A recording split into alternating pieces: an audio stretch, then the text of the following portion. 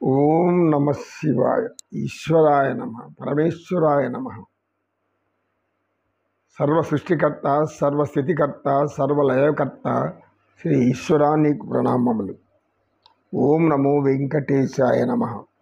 గోవింద అన్న చాలు కోటి జన్మల పాపాలు పోతాయి అని నీ యొక్క గోగుని స్మరించే విధంగా నీ నామాన్ని గోవింద అని పెట్టుకున్నాం.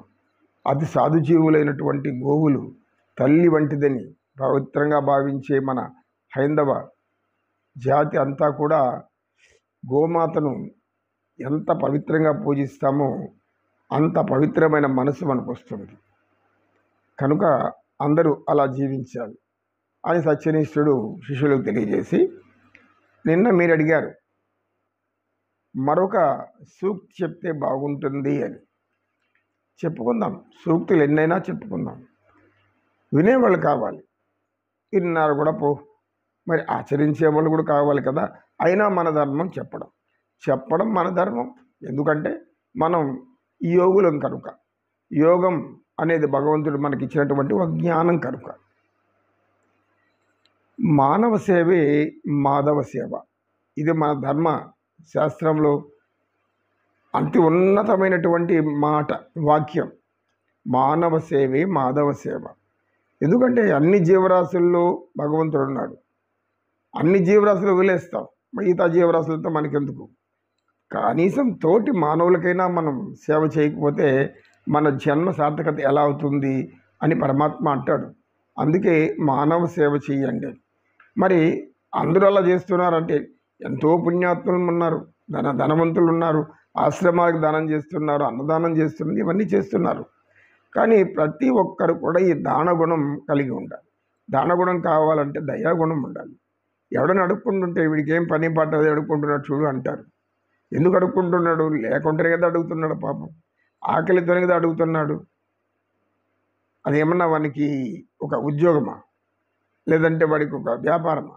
కాదు కదా. తినలేక తిండికి పెట్టలేక ఎంతోమంది మనవారు పేదవారైపోయారు. కారణం ఏమైనా అనేకాలు కావచ్చు. పురాతన భారతదేశం రత్నగర్భ అని చెప్పుకునేవాళ్ళు ఇతర దేశస్తులు చూడని రోజుల భారతదేశాన్ని రత్నాలు రాసులుగా పోసమ్మారు శ్రీకృష్ణదేవరాయల కాలంలో. అటువంటిది ఇప్పుడు అతి పెద్ద దేశం. కొద్దిగా పేదలు అనేక మంది ఉన్నారు, చాలామంది పేదవారు భిక్షగాళ్ళు కనబడుతున్నారు మనకు. ఇప్పుడు అభివృద్ధి చెందుతూ ఉంది మన దేశం. ఎందుకంటే అందరూ దోచుకొని పోగా మిగిలింది ఎలాగో అలాగ జరుగుతూ ఉంది. కనుక ప్రతి మానవుడిలోనూ ఇతరులకు సేవ చేయాలి అనేది ఉండాలి. ఈ మానవ సేవ ఎవరెవరు చేస్తారో తెలుసా? సాక్షాత్తు పరమేశ్వరుడే చేస్తున్నాడు, ఆ శ్రీనివాసుడే చేస్తున్నాడు. అన్నదానం, ఆయన అన్నదానం రోజుకి 50,000 నుంచి 70,000 మంది వరకు అన్నదానం చేస్తున్నారు అక్కడ. ఇలా అనేక దేవాలయాలు అన్నదానం చేస్తున్నారు. ఇవన్నీ మానవ సేవే కదా. వైద్యశాలల్లో కూడా ఉచితంగా మందులు ఇప్పించే వాళ్ళు ఉన్నారు. వైద్య సేవలు ఉచితంగా ఇచ్చేటటువంటి దాతలు ఎంతోమంది ఉన్నారు. కళాకారులు ఉన్నారు, వాళ్ళు హృదయానికి శస్త్రచికిత్స సహాయం చేస్తున్నారు. కొందరు రక్తదానం చేస్తున్నారు. వీరందరూ ఉన్నారు. వారు ఉన్నారులే, మనకెందుకని మనం కూడా అనుకోకూడదు. అంతకన్నా గొప్ప సేవ చేసేది ఎవరో తెలుసా? భగవంతుడే.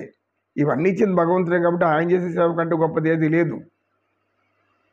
పంచభూతాలను ఇచ్చాడు, ఇది మనం చెప్పుకున్నాం కూడా. ఉచితంగా ప్రాణవాయువుని ఇచ్చాడు, ఉచితంగా నీరు ఇస్తున్నాడు నదుల ద్వారా, జలాల ద్వారా. అదేవిధంగా తేజస్సు ఇచ్చాడు ఈ ప్రపంచాన్ని చూడడానికి. ఇన్ని భగవంతుడు మన సేవ చేస్తున్నప్పుడు మనం భగవంతుడిని సేవ చేయాలి కదా. భగవంతుడికి సేవ చేయబట్టేమి? భగవంతుడు సేవ చేస్తున్న మనుషులందరికీ మనం కూడా చెయ్యాలని అర్థం. కనుక మానసేవకు ఇచ్చినటువంటి మహాభాగ్యం ఇంకొకటి ఏదీ లేదు అని ధర్మశాస్త్రాలన్నీ కూడా గట్టిగా చెబుతున్నాయి. మానవ సేవే మాధవ సేవ అన్ని దీంట్లో మనం తరించాలి, మనం ముక్తి పొందాలి. ఓం తత్సత్.